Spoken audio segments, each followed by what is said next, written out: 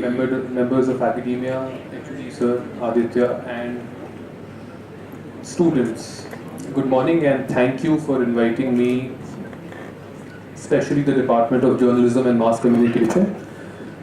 When Aditya asked me to deliver a talk related to the Constitution, I had initially thought that I would talk about the evolution of Constitution, but I later figured that a lot of non-arts people are going to gather here, and although I have been invited in the capacity of the founding member of First Principles Collective, which is a reading group come activist circle, my background is slightly staggered. I first did my engineering and then a bachelor's in philosophy and a master's in pol science, and my PhD is from a department of law in political science. So I can empathize with engineers who are sitting here feeling lost, who have no idea why they have been called for a talk on Constitution.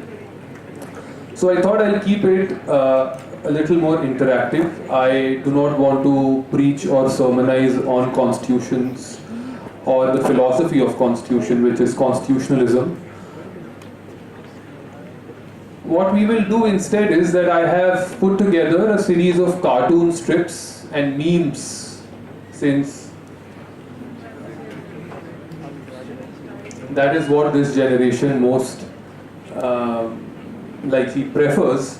So my presentation is not going to be very dense. I will keep it limited to pictures. But before I go there, on the question of relevance of constitutions, I want to tell you a simple fact.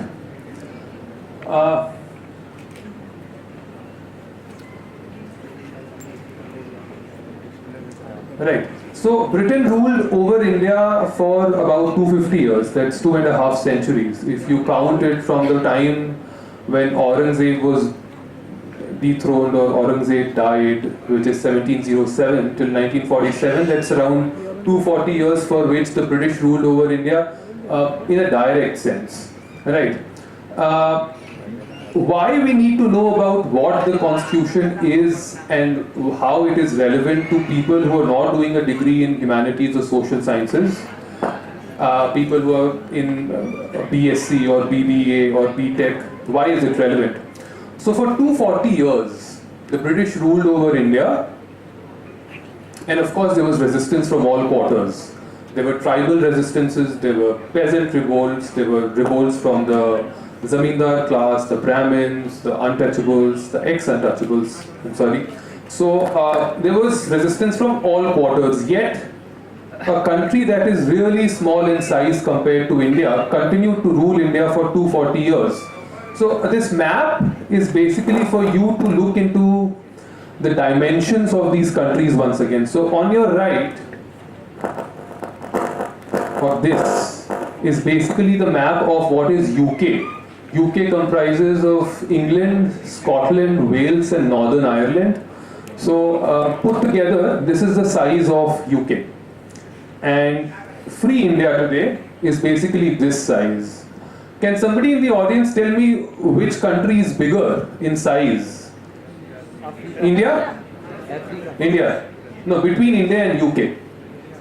Which is bigger in size? India. And what is the difference? How many times is India bigger than UK? Roughly? 10? 3 times? 13 times. 13 times. That's a good Google inquiry. But thank you. 13 times is roughly the answer. Now for about 150 years, most British departments had maps of the world, maps of the British Empire and maps of India in their offices, right? The administrators, the district magistrates, the collectors, the other higher officials had maps of both India and UK pasted on their walls. And in those maps, UK was shown as about 20 times in size as was India. So for 150 years, a lot of Indians who visited these offices thought that the people ruling over us are 10-20 times larger in size and probably in population. And which is why a very large section of Indian intelligentsia, the well-educated ones, probably shied away from resisting the British. So by pictorially depicting a wrong map, giving you a wrong picture of how big Britain was and how big India was, Britain continued to rule us. So in the times of information, which is our contemporary times, it is extremely important to know who rules over us, how they rule over us, and why they rule over us. So the topic of constitutionalism is basically to get an idea about the relationship that we share with the people who rule over us. And by people who rule over us, I mean the president, the prime minister, the chief minister, the bureaucracy, the judiciary, and the administration, which is the permanent executive of India. Right. So, I'll quickly come to the presentation. Now, constitutionalism, or anything that has ism in the end, is basically talking of an ideology, of a vichardhara, right? और विचारधारा क्या होती है? Like Hinduism. What is Hinduism and how is Hinduism different from Hindu? Anybody in the audience? Hindu और Hinduism में क्या फर्क है?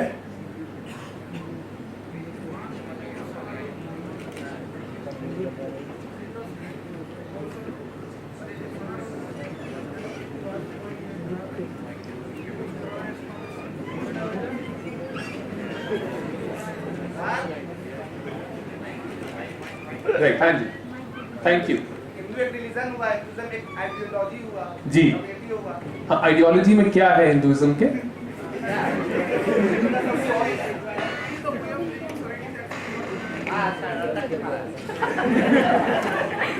Right, okay, it's a way of living, it's an ideology, it's a codified system of laws. So there are some laws which all Hindus are expected to adhere to, right? Otherwise there would be no such thing as Hinduism if Hindus did not adhere to a certain philosophy. Whether that philosophy is doctrinal, whether it is a way of life, whether it is political or cultural, those are secondary matters, but what is more important is that there is clearly an ideology or a framework that all Hindus are expected to uphold, which would be Hinduism. Likewise, constitutionalism is an ideology that puts the constitution at its center, right? The most important thing for a constitutionalist is the constitution. Now, has anybody seen this picture before? Just a yes or a no. I hope the picture is visible right now. It says the Hindustan Times. It's Tuesday, 24th January 1950. So 2 days before India became a republic, formally, India celebrated its first Republic Day. This cartoon by Anwar Ahmad was published in the Hindustan Times. What are they trying to depict here? The person who's holding the baby is Ambedkar. The person in the black coat is Rajendra Prasad, the then president. Right behind him is Nehru. On his left is Sardar Patel. On the right are two depictions, one saying the people of India and the second saying the Congress party. And they are all looking over their shoulders at the birth of a child, and that child is the Constitution of India, right? So this picture is basically of the birth of Indian Constitution, which took 3 years and 2 months to make. So far longer than the average gestation period of a human being, which is 9 months. The Constitution took a really long time to make. So everybody, as you can see, the birth of a child is greeted with celebration. So this was a celebratory moment, right? That India finally had a constitution. Now, whether a constitution is a thing to be celebrated or not is something I will leave up to you. I do not want to give you answers on that, but I want to tell you the history of how we got here, right? So the next picture is, there are 3 alternatives to the constitution. The first alternative is any religious text. In the case of India, it could be Manusmriti. For the Islamic countries, it could be Quran. For the Christian countries, it could be the Bible. For any other pagan nation, it could be some text that the pagans or the tribals or the aboriginals follow. So basically, one way of ruling over people could be by use of a sacred book. But the most important word here, the operative word here is sacred. The book is sacred, whether it is Gita, Quran or Manusmriti. The first option you have is that you can be ruled by a book. How many of you think that it would be better if we switched from the constitution to a religious text, whatever religious text it may be? How many people think, just give me hands, that we should be ruled by a religious text? Nobody. Somebody in the audience who thinks that we should probably have a religious text? One. Okay, Bhagavad Gita. Anybody else who thinks the Rig Veda or the Manusmriti or some other book? Which book? Rig Veda. Okay. Anybody else? Any other book? It could be H.C. Verma for engineers. No? Okay. So this is the first option, and a lot of countries in the world actually follow religious texts, right? The second option is this. I'll do it.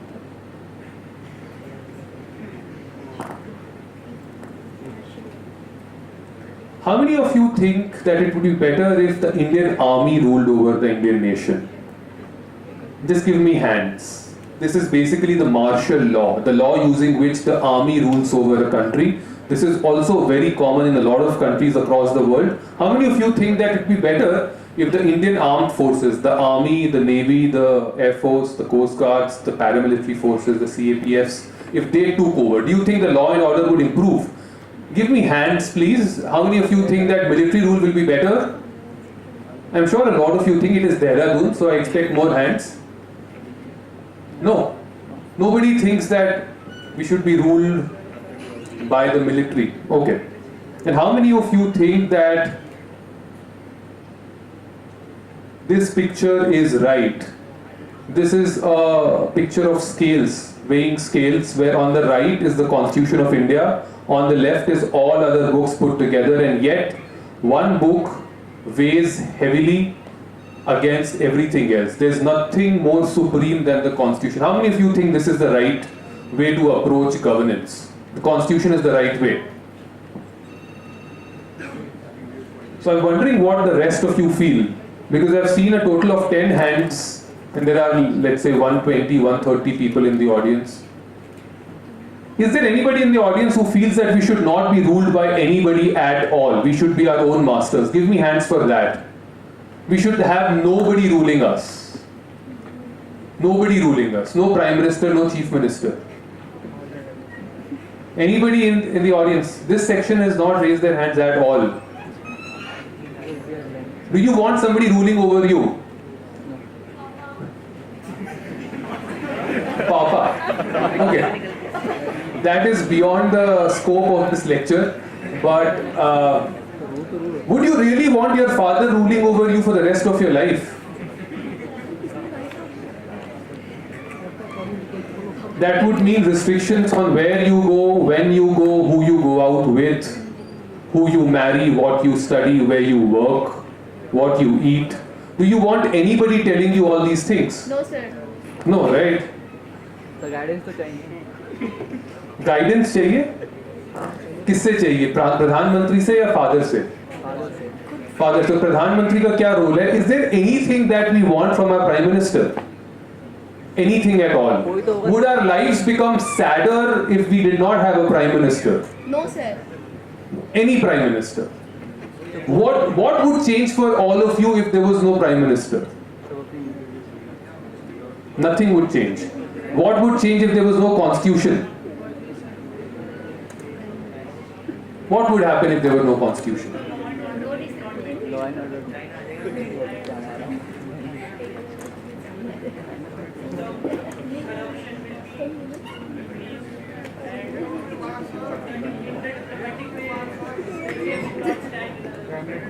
Right, okay, thank you. There are two major points, right? Law and order, and other is corruption. Right, you think India would become less orderly than it is already, and there would be more corruption than there is already if there were no constitution. Somebody there?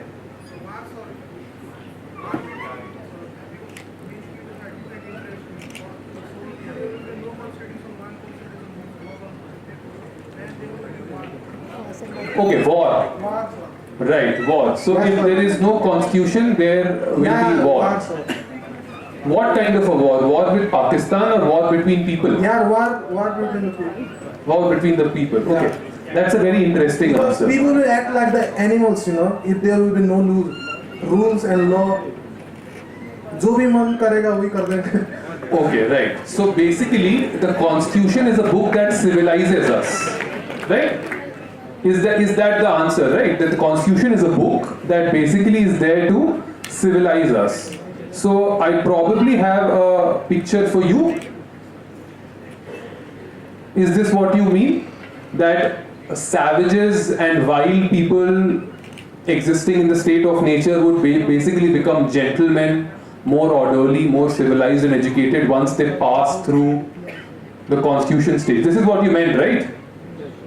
That you basically enter as a wild beast, as an unlawful, lawless, criminal, deviant, animalistic person, and once you've read or once you've embraced constitutional values, you turn into a gentleman, an educated person, and so on. How many of you actually think this is true? That we are being civilized by the constitution? Otherwise, if there were no constitution, we'd be wild animals?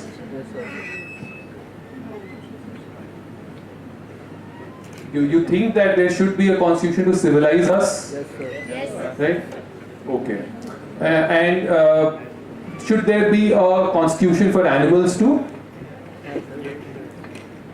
A lot of you have pets at home. Do you think there should be a book for the pets? Do they need civilizing? Why do human beings need civilizing?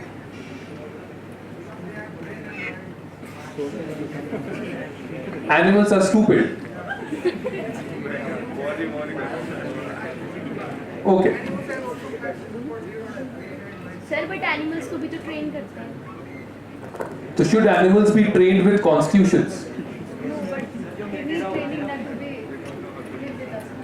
Okay, right. These questions were the questions that were posed in front of the people of Britain in 1600s. Britain was the first country to have any kind of a parliament, and we are talking about 1630s, and a very similar environment. The king or the queen seated above, and all other parliamentarians seated below. And this was the kind of debate that happened. Why do we need the constitution?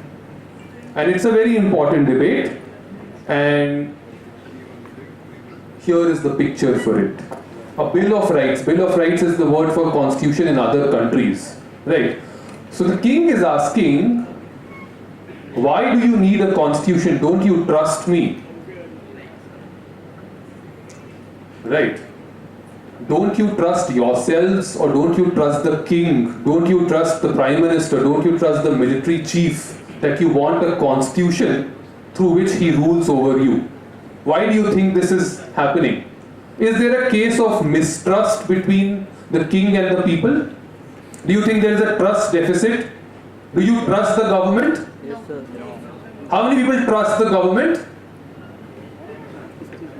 Completely? Okay, there is some trust there. Anybody else who has full trust in the government? Okay. Among the students, do you think the government is worth trusting? No, sir. Or is it deceitful? No, sir. Sir, आज के time पे हम एक इंसान दूसरे इंसान पर trust नहीं कर सकता, तो गवर्नमेंट को. ये तो बहुत डीप हो गया.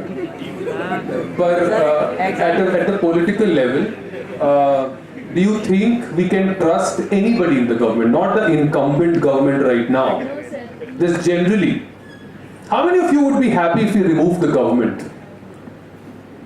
Let's say, right after this lecture, we move out and we start proceedings to remove the government. How many of you would join hands if there was no fear of police? Okay, that's the biggest approval I've had so far. So okay, a lot of you are okay with the idea of not having any government, and yet every 5 years, over 70% of the electorate goes out to polling booths, sometimes traveling for 20-30 kilometers to vote for their representative. This is for the general elections, and every 5 years you go to elect your MLAs for the state government, and some of you conscious citizens also go to vote for your municipalities and panchayati raj representatives. Despite this distrust and despite this latent desire to overrule, to not have any governments in place, 70% of us actually go out at an average of once every 1.5 years to vote. Why do you think that happens? If so many of us do not want any government, why are we going out to vote every 18 months or every 20 months? Why? We need a person to present our country in diplomatic way in foreign countries, in foreign summits, like UN visits and G20 meetings. Because it's very difficult if we will not elect a person to represent India. Okay, so we need to elect a representative so that he can represent us at the high table of world diplomacy, right? Make rules for us, for helping us, like rights, more rights, giving more rights to people. Okay, so who gives us the rights? Means he will speak for us now. If we will. Okay, right, all right, thank you.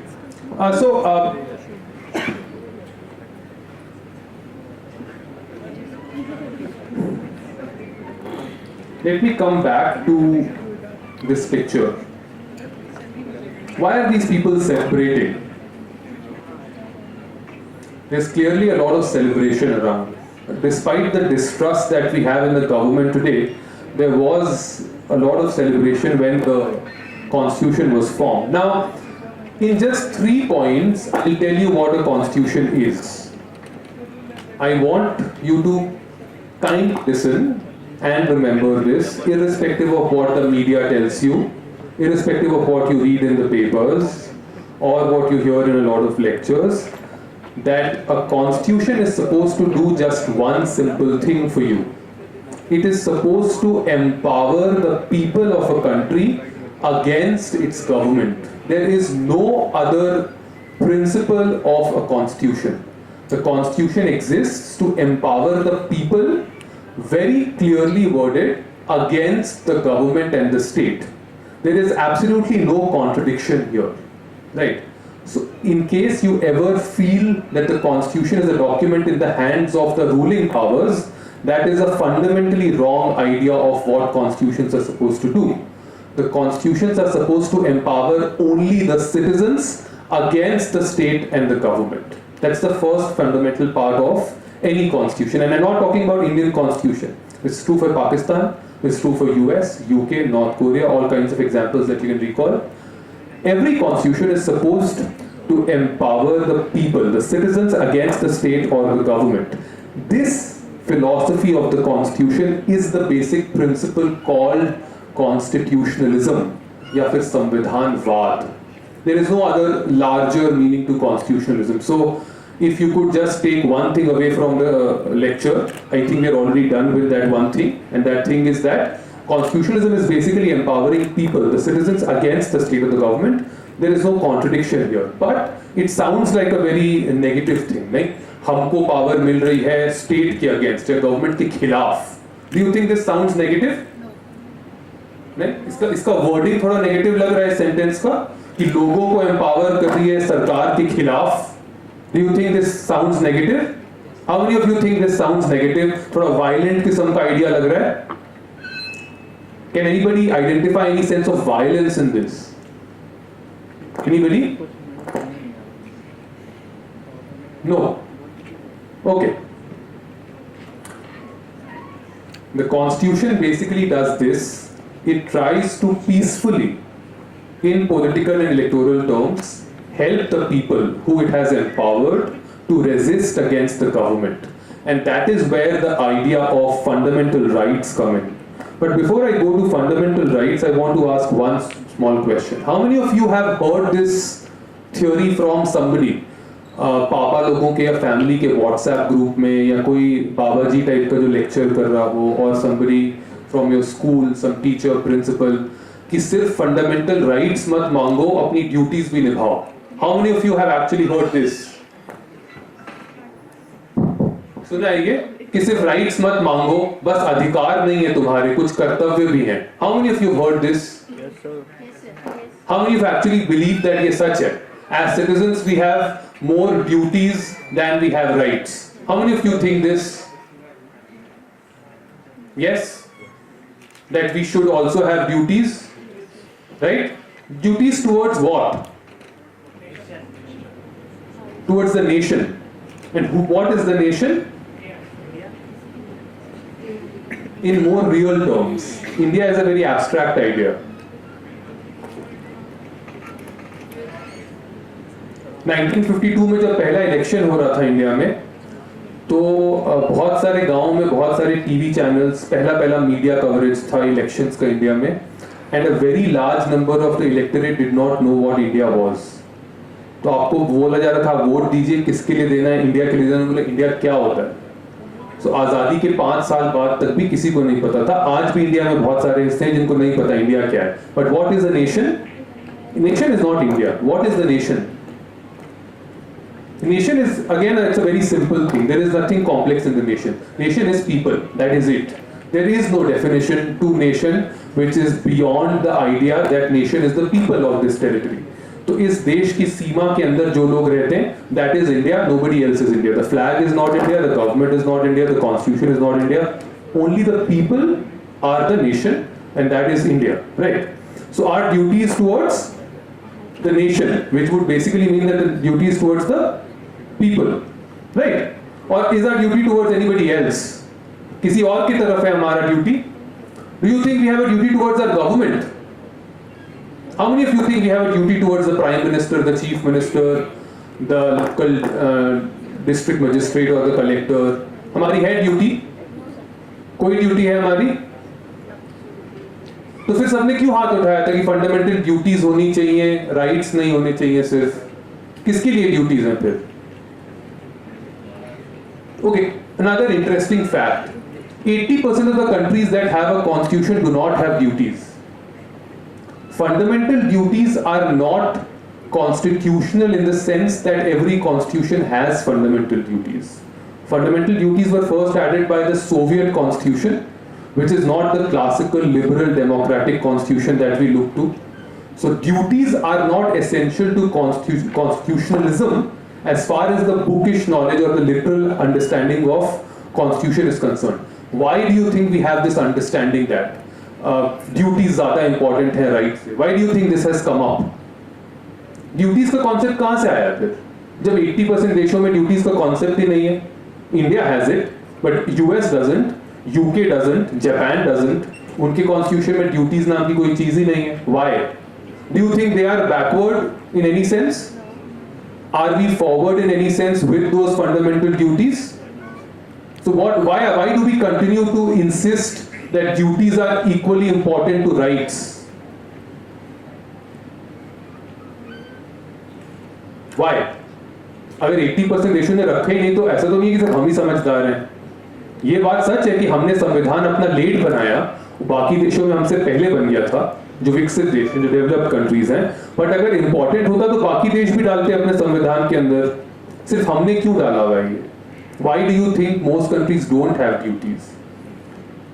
So that's the second takeaway from the lecture after the definition of the constitution. The second takeaway is that a constitution is only supposed to guarantee you rights. These are your rights against the state. The state has imposed duties on you by amending the constitution. The duties did not exist initially, right? So the idea of duties is a later stage development in the ideas of constitution. Basically constitution का काम था आपको अधिकार देना किसके खिलाफ? सरकार या राज्य के खिलाफ. सरकार और राज्य ने बाद में उस संविधान में कुछ ड्यूटीज जोड़ दी ये बोलने के लिए कि आपके भी कुछ ड्यूटीज हैं देश की तरफ। और आज हम इस पॉइंट पे पहुंच चुके हैं कि जब भी आप अपने अधिकार की बात करते हैं आपसे बोला जाता है कि आपकी तो ड्यूटीज भी हैं, आपने क्या अपनी ड्यूटी निभाई, आपने कूड़ा क्यों फेंका, आपने खुले में शौच क्यों किया, आपने टैक्स क्यों नहीं दिए, आपने झंडे का सम्मान क्यों नहीं किया। जब भी आप अपने अधिकार की बात करते हैं कि मुझे वोट देना है, मुझे खुले आजादी में बोलना है, मैं कहीं भी घूमने जा सकता हूं, आपको क्या याद दिलाया जाता है? क्या आपने सारे जो कर्तव्य हैं आपने निभाए हैं अपने, right? But this question does not exist in any constitution. If you read the constitution, duties नाम की कोई चीज नहीं है। So that's a second important thing. Every time you hear of constitutions, you're basically only talking of fundamental rights. And these are the rights that have been guaranteed to you by that little child, which is the Constitution of India that came out in 1950. If you ever think that the Constitution is sacred, this is the only reason why you think it should be sacred. If there is anything stopping the government from invading your house, or sending an army or the police into this auditorium to kill us, it is basically the Constitution. So this is that rule book that everybody is supposed to follow, but more importantly, the government is supposed to follow. हम में से तो किसी ने नहीं पढ़ी है, कितने लोगों ने संविधान पढ़ा है? How many of you have actually read all 400 plus articles, 100 plus amendments, 12 schedules, 20 plus parts? कितनों ने ढंग से पढ़ा है? Beyond the preamble and the fundamental rights. शायद किसी ने भी नहीं। बट अगर आप में से कोई आईएएस की तैयारी कर रहा है या स्टेट सर्विसेज की तैयारी कर रहा है या खुद सरकार में है, तो आपको पता होगा कि संविधान सबको पढ़ के जाना होता है। हर सरकारी इंसान को जो कहीं ऊंचे तबके पे काम कर रहा है, ऊंचे ओहदे पर, उनको संविधान पता होता है। What does that tell you? Basically tells you the book is for the government, right? They are supposed to know the Constitution so that they don't take away our rights. So the rights are ours, the book is theirs in the sense that they are supposed to uphold the principles. इसके लिए क्या बनाया गया? Which institution basically upholds the Constitution? किसका काम है? किसका काम है संविधान को बचा कर रखना? Judiciary का, very good, right? So the courts of India, starting from the Supreme Court and the High Courts and the District Courts, are supposed to uphold constitutional values. So that brings us to the question of values. I think in the opening speech, Aditya mentioned that you need to have a common culture for the country, for the nation to work together. Do you think there's any common culture in India that is true for Arunachal and for Gujarat and for Jammu Kashmir and for Kerala? Is there any cultural trait that is common to all of us? No, sir. No? Anything cultural that is common to all of us? Religion, caste, language, food habits, No, sir. clothing habits, rituals, anything that is common to everybody? No. No, sir. So the constitution makers were smart enough to identify this. So they realized that if you cannot have a common culture, so basically all the reserved category people are doing open degrees. So not all, only somehow. And the listed, the last percent, like I am taking off 100%, then 90%, around 75% is in government colleges, and the 5% remaining is in private colleges.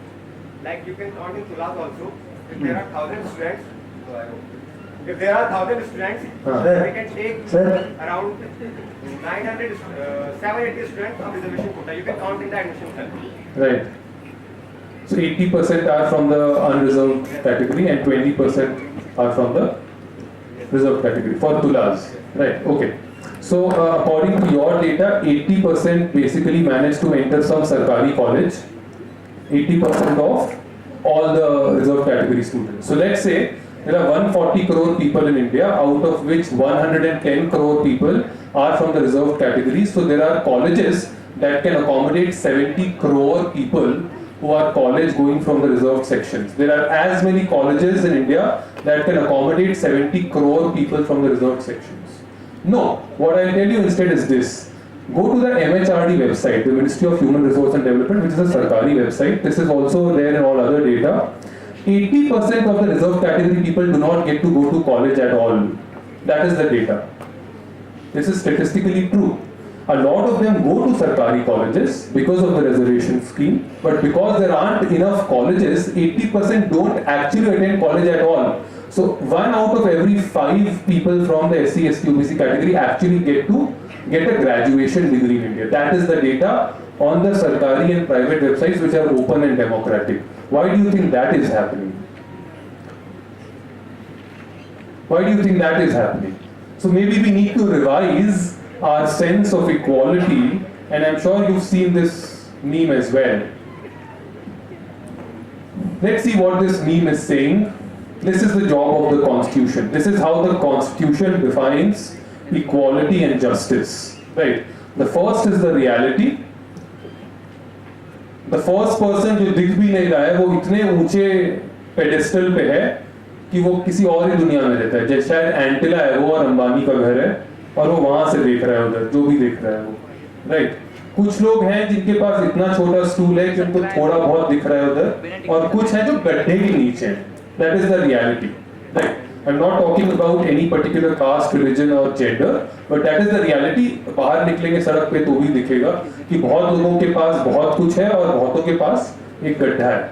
Equality का क्या मतलब होगा कि आप सबको बराबर कुछ instrument दें, कोई टूल दें जिससे सबको बराबर चीजें दिखें.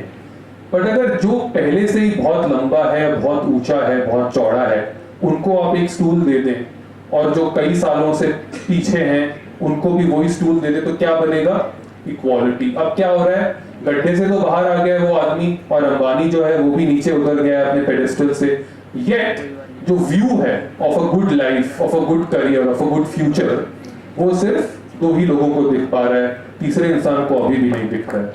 व्हाट इज इक्वालिटी और what is equity? Equity is basically ensuring कि सब बराबर लेवल पे आ जाए, चाहे किसी को स्टूल देना पड़े या ना देना पड़े. तो जो हिस्टोरिकली एडवांटेज्ड हैं उनका स्टूल भी निकाल लें, और जो हिस्टोरिकली डिसएडवांटेज्ड हैं उनको 2 स्टूल दे दें, रिवर्स कर देंगे. That would be equity. But the most important quality of the constitution is justice. We have to ensure कि ये सिचुएशन पैदा ही ना हो जहां पर सरकार को या किसी और को आपको इस किस्म के बॉक्सेस या स्टूल्स देने पड़े आगे अच्छा कुछ देखने के लिए. राइट? तो वो जो दीवार या जो फेंस बनी थी उसको हटाना, that is the idea of justice. Right? Of course there isn't much time in this lecture to talk about this, but if you have any interest, I would recommend you go to YouTube and find what is John Rawls' idea of justice. ये जो picture हम देख रहे हैं, this comes from John Rawls' idea of justice, और उनके idea of justice से दुनिया भर के संविधान काफी प्रभावित हैं. So this is not an unrelated picture. This relates with a lot of constitutional values across the world. This is how justice is defined now in the modern sense. Right? Now, so constitution का काम ये है कि ये basic values देना, liberty, equality, justice and fraternity and so on. We know all this. But does any of you or anybody here thinks that the constitution should be secret? जैसे हम Gita, Quran, Bible को मानते हैं, वैसे कॉन्स्टिट्यूशन को मान के रखना चाहिए. No sir. क्यों? क्योंकि कोई भी चीज इतनी ज्यादा नहीं माननी चाहिए. कुछ भी सीक्रेट होना चाहिए क्या लाइफ में? हाउ मेनी पीपल थिंक कुछ तो सीक्रेट होना चाहिए लाइफ में? चाहे वो भगवान हो, चाहे संविधान हो, चाहे मेहमान हो, किसी को लगता है कुछ सीक्रेट होना चाहिए लाइफ में? अंगूठी, ताबीज, भगवान होना चाहिए. सो सीक्रेट है भगवान. किताब कोई सीक्रेट नहीं होनी चाहिए. किताब होनी चाहिए कोई सीक्रेट. एचओडी सर ने भी अभी बोला कि मनुस्मृति जलाना या कॉन्स्टिट्यूशन जलाना बहुत रेलेवेंट नहीं है. तो क्लियरली किसी चीज को सीक्रेट मानना या ना मानना एक इंपॉर्टेंट सवाल है. Do you think any book should be secret? Recently सबने देखा Salman Rushdie was stabbed. That is because he wrote a book called the satanic versus which was written 42 years ago, no, around 40 years ago, and he was stabbed now for a book that he wrote which was perceived as being anti-Islamic or anti-Quran. Do you think it was right? No sir. Some 2 billion people of the world that adhere to Islam, they thought that the book was against Islam. Do you think killing somebody or wanting to kill somebody because their book is sacred, their God is sacred, is right? No sir. So if upholding your God or your book is not right for them, how can it be right for anybody else? That is the idea of equality, right? That if for a certain religion, upholding their Quran or their God is not right, it should not be right for anybody, right? But some constitutions do this. Let's look at this second last picture. Have you heard of the gun laws in America? The Constitution of America guarantees that every citizen has the freedom to keep a gun. This is not something that the people have made for themselves. Right? संविधान ही उनको ये अधिकार देता है कि अपनी सुरक्षा के लिए आप एक बंदूक का इस्तेमाल कर सकते हैं. आपने देखा है पिछले 1999 में जब कोलंबियन हाई स्कूल ट्रेजेडी हुई थी से लेकर अभी तक 23 सालों में 300 से 400 ज्यादा स्कूल्स और कॉलेजेस में गन शूटिंग का इंसिडेंट हो गया, जहां पे स्कूल का एक बच्चा बंदूकें खरीद के बाजार से, कई बार बाजार भी नहीं जाता, अमेज़न से डिलीवर करता है. यूएस में बहुत सारे घरों में बेसमेंट में शूटिंग रेंज बनी होती है, सामने वहां पर टारगेट है, बच्चे अमेज़न पे ऑर्डर कर रहे हैं बुक्स गन्स और साथ में वहां पे शूटिंग की प्रैक्टिस कर रहे हैं. 9वीं क्लास का बच्चा है, बढ़िया से अपना पहले बहुत दिन तक काउंटर स्ट्राइक और कॉल ऑफ ड्यूटी खेलता रहा, फिर उसने बोला अभी असली में जाकर मैं देखता हूँ हेडशॉट कैसे लेते हैं, और गया और अपने स्कूल के छोटे छोटे फर्स्ट सेकंड क्लास के बच्चे और कुछ टीचर्स को 300 से 400 ऐसे इंसिडेंट्स हो चुके हैं in the country that is the most advanced democracy, the first country to have a proper written constitution. उनके कॉन्स्टिट्यूशन में ये लिखा हुआ है कि बंदूक का अधिकार होना चाहिए. Do you think this is a good idea? Should the American citizen think of the constitution to be sacred? या फिर अगर सेक्रेट लगेगा तो फिर तो चेंज नहीं कर सकते हैं ना. क्या हम में से कोई गीता कुरान या बाइबल एडिट कर सकता है? मुझे पसंद नहीं आ रहा ये पेज हटाकर इसको एडिट कर देते हैं, कर सकते हैं क्या? नहीं कर सकते हैं ना. That is the difference between sacred texts which are religious and a book like Constitution. Constitutions can be amended. So when you say that you have to uphold the values of a book, the big difference is that for religious texts, editing is not allowed. With constitutions, you can edit. So to think that the constitution is sacred, हमको सब कुछ uphold करना चाहिए blindly, that would be akin to thinking of constitution as a religious text. The constitution is not supposed to be a religious text. The constitution is supposed to be a book of values. एक common value system लाने के लिए 140 करोड़ लोगों में. So that was the second last thing that I wanted to show. Once the projector is on again, I'd like to show you the last slide on why it's not important that the constitution is sacred. Each of us, as qualified citizens of this country, whether we are 18 or not, have this right to question the government, question the state, and question the constitution. The difference between the government, the state and the constitution, Aditya sir आपको बताएंगे किसी और lecture में. There is not enough time, but to make it a point to understand that these three are very different things. The government is one thing, the state is another thing, and the constitution is a third thing. Three very different things altogether, right? I will conclude shortly, even if. So the last PPT was this. The last slide on the PPT was.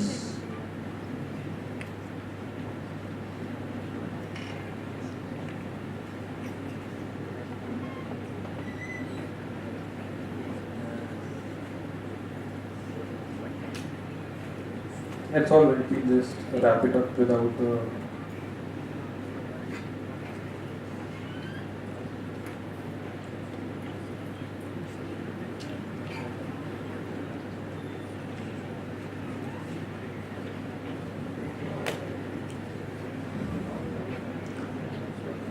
How many of you are from Nepal?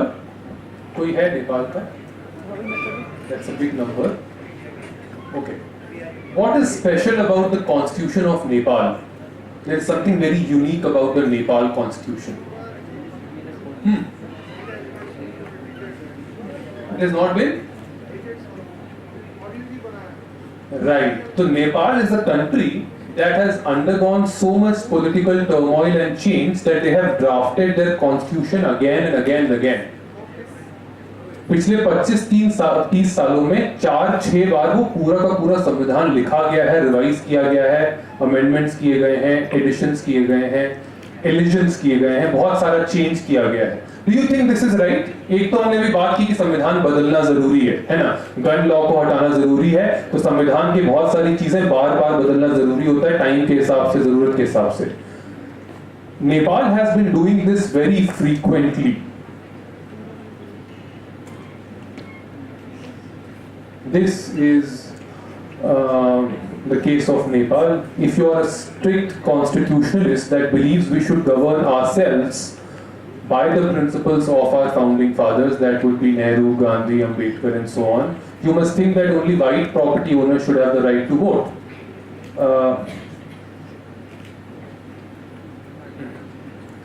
तो एक important चीज ये हम याद रखेंगे कि जब संविधान बन रहा था तो संविधान सभा जो थी, कॉन्स्टिट्यूएंट असेंबली की, वहां जो लोग बैठे हुए थे वो हमारे नुमाइंदे थे, वो हमारे प्रतिनिधि थे।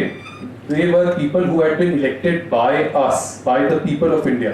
1946 के जो इलेक्शन में लोग इलेक्ट हुए थे, वही लोगों ने जाकर हमारा संविधान बनाया। But there is one big difference between then and now, and that is that in 1946 only 10% Indians were allowed to vote. Only people from certain castes and religions with certain amount of property and certain amount of education could vote. तो आज जैसे हम सबके पास समान अधिकार है संविधान के लिए लोगों को चुनने का या फिर अपने प्रतिनिधि चुनने का, 1946 में जिन लोगों ने संविधान बनाया वो देश की पूरी जनता के प्रतिनिधि नहीं थे।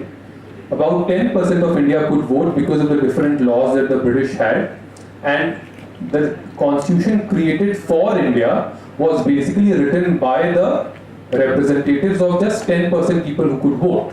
So in some sense you can question the idea of Indian constitution saying that not everybody who could have voted, whether it was the age of 18 or above or 21 or above या 25 and above, कोई भी baseline बना लीजिए, only 10% people could vote. Why? Because there were prohibitions on who could vote, basically property based and education based.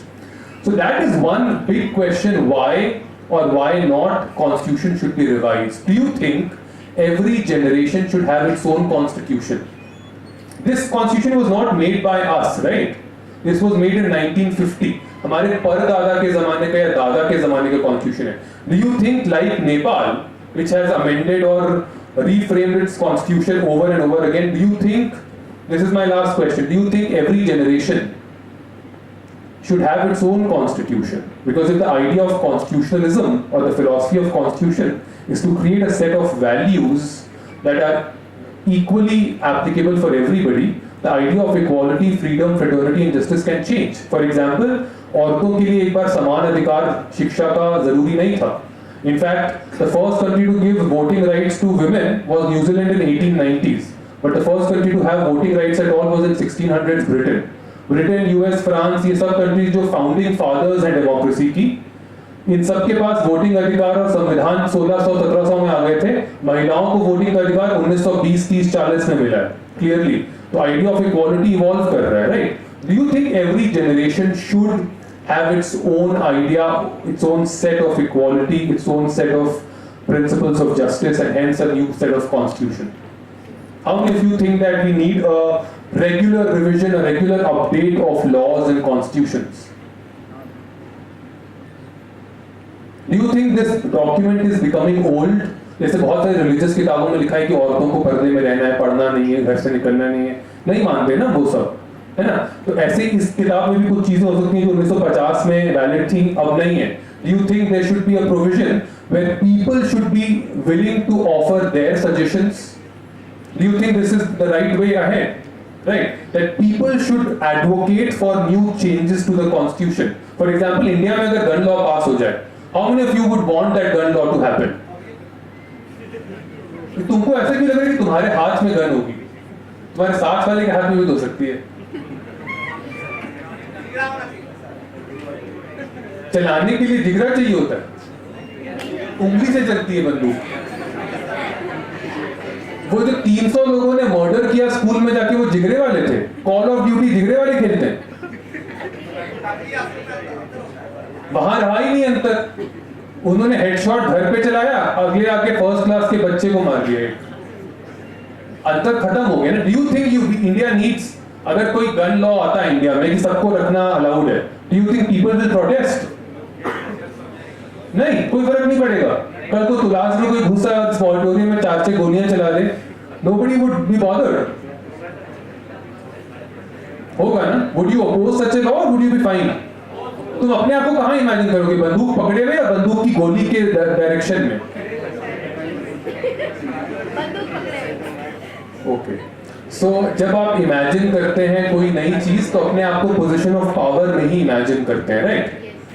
अपने आप को receiving end पे imagine नहीं करते हैं। पर सच बात तो ये है कि जब आप गाड़ी चला रहे होते हैं तो आप फाइन ले नहीं रहे होते हैं, फाइन दे रहे होते हैं, है ना? सिगरेट पीते हुए कभी पकड़े जाएं या दारू पीते हुए तो आप फाइन देते हैं, है ना? आप पर बार बार प्रतिबंध लगाए जाते हैं। Clearly in any democratic country the citizens are not in a position of power. तो जब आप गन इमेजिन कर रहे हैं तो वहां पर भी आप ये इमेजिन मत करिए गन आपके हाथ में, गन किसी और के हाथ में जिसके हाथ में अभी पार्किंग का टिकट है या फिर कोई और कानून एनफोर्स करने का टिकट है। You are basically saying that you are empowering these people to shoot you with that new gun.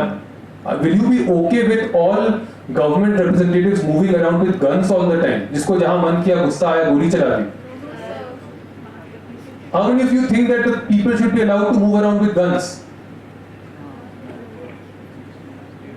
किसको लगता है गलत है ये? गलत है, right? Right. So do you think it's a legitimate demand that people should have some participation in what to put in the constitution and what to not? लोगों का कोई अधिकार होना चाहिए ऐसा? Right. So that is the last thing I want to conclude with, that the basic idea of constitutionalism or the idea of having a constitution is to make sure that the people who are supposed to be sovereign, people who are supposed to express their free will, which is the general will of the masses, the will of the people who are acting every day. It is their will that is taken into account when the laws are made, when the constitutions are drafted, when the laws are enforced by the administration, and when the laws are upheld by the courts. This is the basic idea of constitutionalism, that the people should be at the vantage point of deciding what is right and what is wrong for them, and it is for the state and the government and the constitution to take into account what the people want. With that, I'd like to thank everybody who was very patient here. Thank you for listening in, and I hope there was something useful that you understood.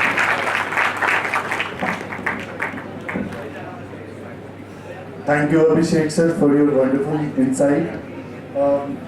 It was a very insightful and informative lecture, and I surely believe that it will benefit our students.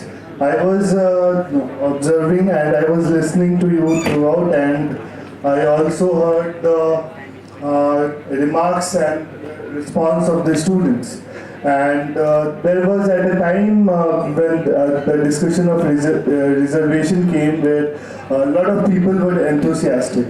Whereas before that point, I thought that most of the people do not have their opinion of their own. Only few, 10, 15, 2, 3 hands were being raised in every question. But the point when the debate of or the discussion of reservation came in, I saw overwhelming response.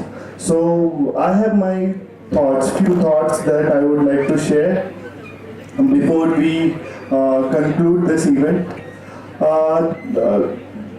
Though till the time we are in this, liberal democracy framework, and there is a, guiding book called Constitution, which is governing us, which is, showing the path of the future, how we should proceed.